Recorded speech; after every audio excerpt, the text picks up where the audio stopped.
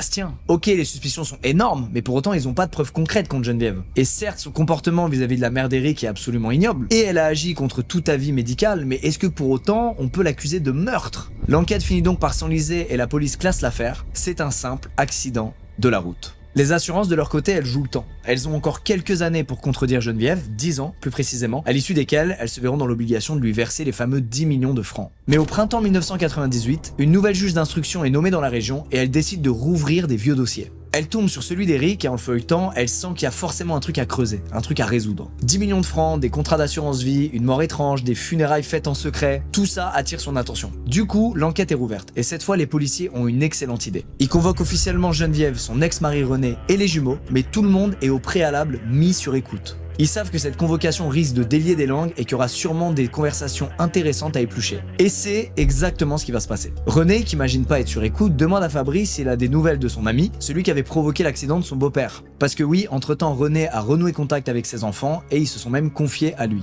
Mais il a balancé personne, encore une fois, dans le seul but de protéger ses enfants à tout prix. À partir de là, la police comprend qu'il y a réellement un meurtre dans cette affaire.